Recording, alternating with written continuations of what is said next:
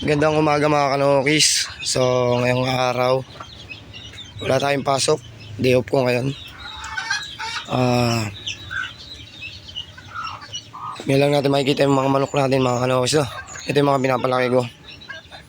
Ayan, laki na sila mga kanokis, no? Going 5 months na. Hindi pala, 5 months na, going 6. So ayan, pinalalaki natin mga kanokis na. Hindi pa ako nagpapatuka, although hindi pa pala pinapatuka. Inaano muna, nilabas muna, pinapainom muna ng aking adler. So magkakape muna kami, mamaya na sila papakainin. So ito yung mga babae ko, tsaka yung mga gold curito. So yan, healthy naman mga kanokis na. Bali narito rin yung mga sisu ko na SBR. 6 na ito mga kanokis yung SBR garida. Yan, 2, 4, 6. Bali may dalawa pa kasi ako napisa, pahabol. So hindi naman nagkalayo ng height. So yan, bali 6 yan. Hindi ko pa alam kung ilan ang lalaki dyan mga kanokis na.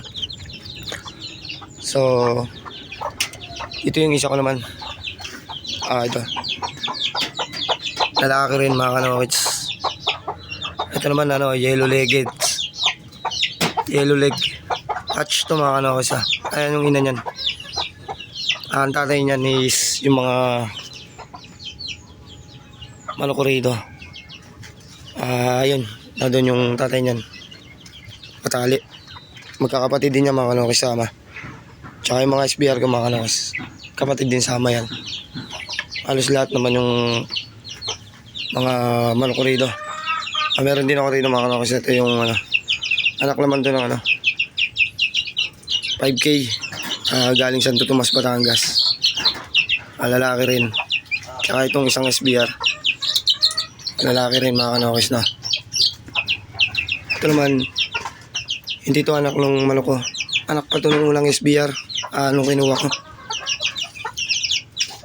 Yan ba yung lahim nila? Pinapisa ko lang. So ito, alahi din ng manok ko. Isa lang din yung tatay. So hinahanda lang yung pagkain nila mga kanokis, no? So ayan, ready lang.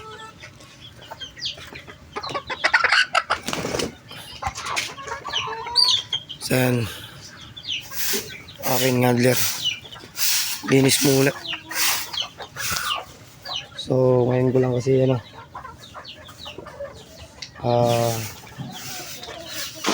ako lang nabisita ang aking mga manok. Bali araw kasi na Sabado wala akong pasok. So ngayon lang. So yan, so malinis pa rin naman. SPR natin dito mga kanokis yan. Yung itlog pa rin no. Sasalang huli yung mga anak niyan. Tingnan ko kung anong tsura ng mga anak niyan paglaki. So tingin ko naman maganda kasi dito nga healthy. Siguro naman maganda ang labas. So yun lang. In-update ko lang mga kanokis na. Bali ngayon siguro lang muna yan, ganyan lang. So may makulimlim panahon eh. Pero pag umambon, papasok na ulit sila mga kanokis na. Siguro sa mga susunod na araw may tatali na yan pagka yung na sila, yung 6 to 7 na sila mga kanokis. So yun lang, in-update ko lang mga kanokis yung mga manok natin. So ito mga sisiw, lalaki na rin. Kunti na lang yan, ihiwalay na. Pero ito iniwalay ko na eh. Ito parang gusto na talaga umiwalay. So itong anak ng Santo Tomas, Batangas mga kanokis. Hindi ko alam kung